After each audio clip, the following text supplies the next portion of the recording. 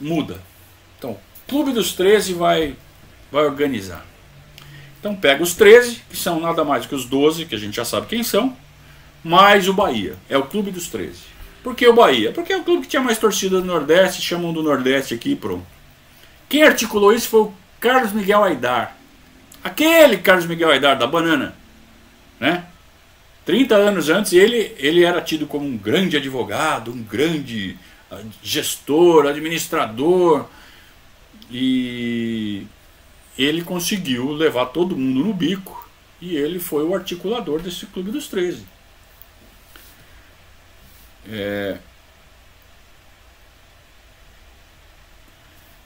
Só que aí teve questão jurídica. Os outros clubes se sentiram excluídos. Falaram assim, então é o seguinte, eu quero também disputar o Campeonato Brasileiro. Vocês podem fazer o campeonato de vocês aí, mas a gente vai fazer o campeonato paralelo. E o de vocês vai ser a Copa União. Vocês chamaram de Copa União? Então tá bom, vocês fazem a Copa União. A gente vai fazer o nosso campeonato aqui. Para efeitos de Campeonato Brasileiro, a Copa União é o módulo, sei lá, deram uma cor lá, módulo verde, módulo amarelo, sei lá, acho que módulo verde. E o nosso campeonato, os times excluídos dizendo, né? O nosso campeonato vai ser o módulo amarelo, o campeão do módulo verde enfrenta o campeão do módulo amarelo. Ou pega os dois melhores e faz um quadrangular, era isso. E para decidir o campeão brasileiro. Fechado? Fechado. Os times do Clube dos 13 falaram assim, o campeão da segunda divisão, pode vir, quem né? E fecharam o acordo.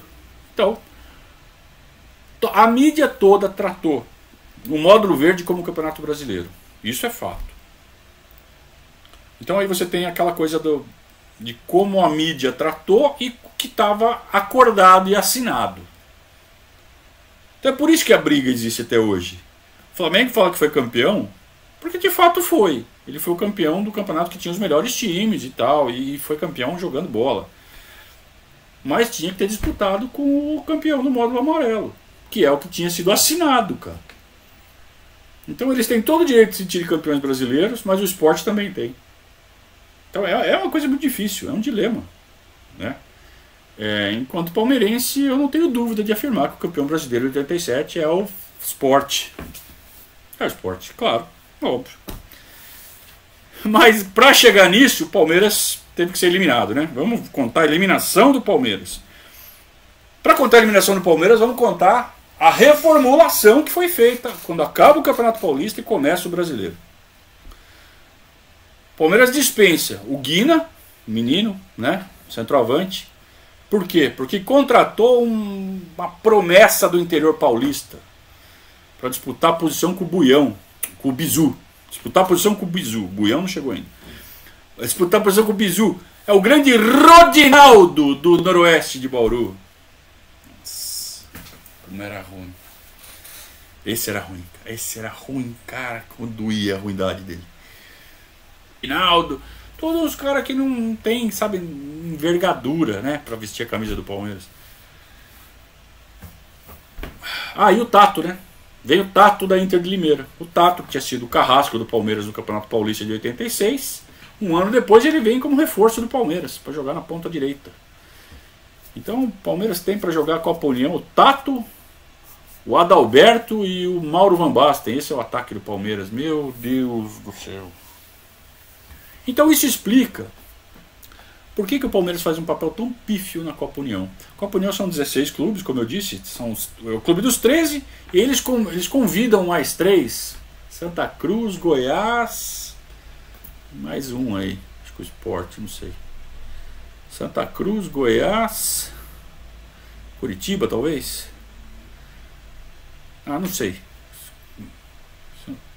Eu vou achar aqui, agora fiquei com vontade de achar esse cara. Curitiba, exatamente. Curitiba, Goiás e Santa Cruz. Convidam esses 3. Imagina como deve ter ficado a cabeça dos Atlético Paranaense, né? Pô, chamaram o Curitiba e eles chamaram a gente. Aconteceu. O Curitiba tinha sido campeão brasileiro 2 anos antes, né? E fechou os 16. Então a Copa União era o módulo do Campeonato Brasileiro, tinha 16 clubes.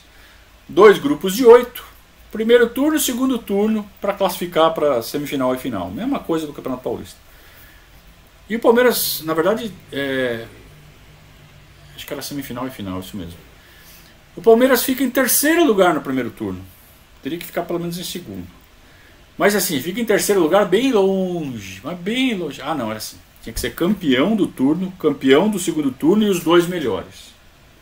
O Palmeiras fica em terceiro, mas fica longe do Atlético Mineiro, que foi o campeão. O Atlético Mineiro fez uma puta campanha. Aliás, o Atlético Mineiro estava com um timaço. Assim, o Atlético Mineiro ganhou o grupo com margem sobre o segundo colocado e o Palmeiras ficou em terceiro. Então o Palmeiras faz uma campanha com 4 vitórias, 1 empate, 3 derrotas. Não consegue acertar o lateral esquerdo. Então o Palmeiras, em 15 jogos dessa campanha da Copa União, o Palmeiras jogou com 5 laterais esquerdos diferentes. Jogou com o Diogão, jogou com o Mário Ovaldo, que era da base, jogou com o Gerson Caçapa, improvisado, jogou com o Vavá, que era zagueiro, improvisado, jogou com o tal de Carlos Alberto, que era da base, fraco, e não acertou o lateral esquerdo porque vendeu o Renato Martins, sei lá por quê. Então assim, uma falha muito grave na montagem do elenco. O Palmeiras não empolga. Zera tudo para o segundo turno, são mais 7 jogos ali no finalzinho. E no segundo turno o Palmeiras até faz uns jogos bons, mas tropeça. Então o Palmeiras empata o derby, ganha fora do Santa Cruz, que dá uma animada, só que perde em casa do Bahia e perde do Flamengo. E aí só tem mais 3 jogos para recuperar.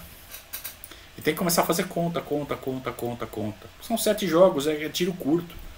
É o segundo turno, você está jogando dentro do seu grupo, que tem 8. Então são 7 jogos em turno único. O Palmeiras ganha do Grêmio. Grêmio sempre o Palmeiras ganha, né? Como a vantagem no confronto entre Palmeiras e Grêmio é enorme.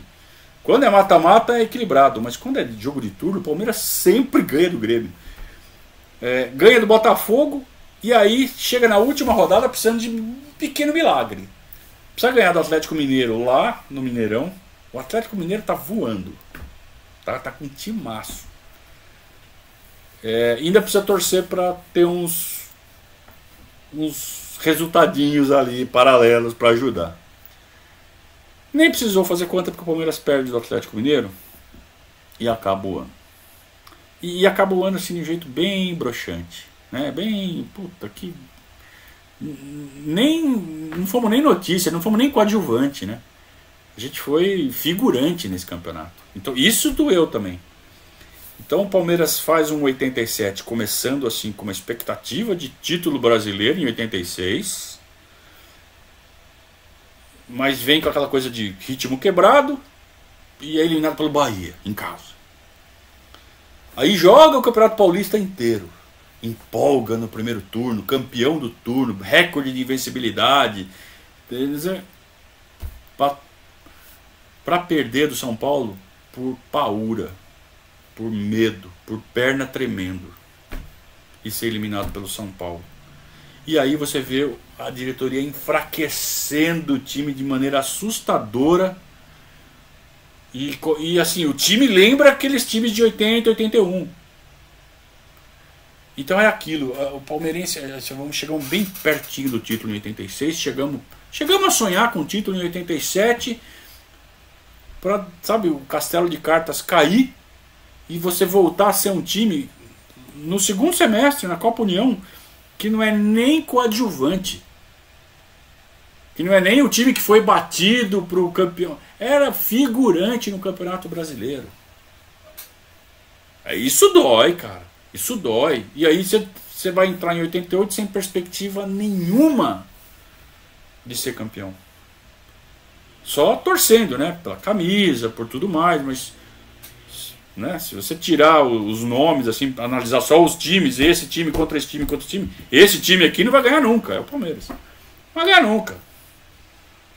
Foi assim que a gente sai de 87 para entrar em 88. Então 87 foi um ano muito decepcionante, porque a gente é aquela montanha russa, né? A gente tinha ido lá no fundo do poço, 81, 82, 83, deu aquela subida, 83, 84... 85, 86 a gente se manteve ali como antagonista, pelo menos, né? Se não era o protagonista do campeonato, era o antagonista, estava ali, né? Personagens principais. E aí volta a ser um coitadinho.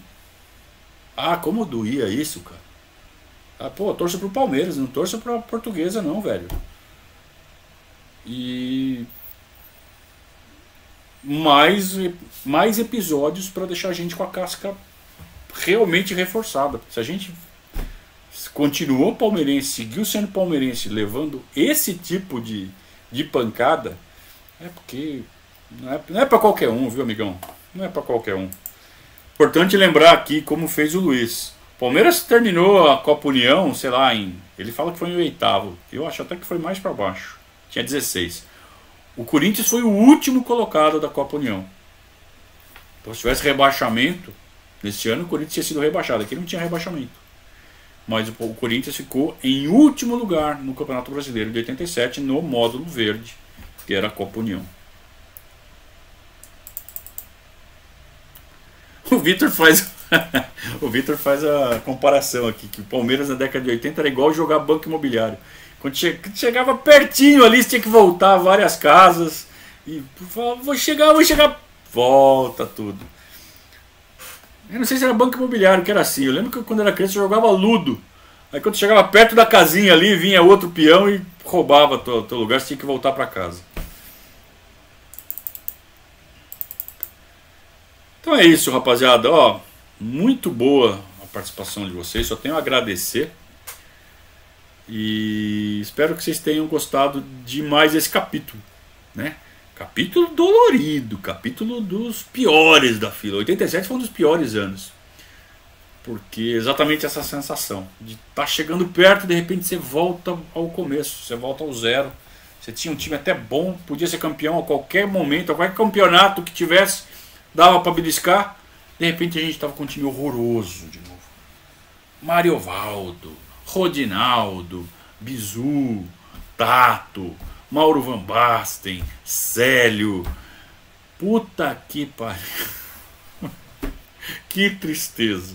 E como é que a gente começa 88? Vou contar isso pra vocês na próxima quinta-feira. Pelo menos não tem campeonato cortado pela metade. A gente vai começar zerado o campeonato. Começa a temporada com o campeonato zerado. A gente entra em 88, vamos contar toda a história de 88, que foi um ano também que não deixa saudades nenhuma, né? Você não tem nem aquele pequeno período que você fala assim, puta, mas pelo menos aquele time jogou bola, como foi o de 89, por exemplo. 88 é filme de terror. O melhor momento de 88 é a disputa de pênaltis contra o Flamengo, só pra vocês terem uma ideia. Vamos em frente, rapaziada. Muito, muito obrigado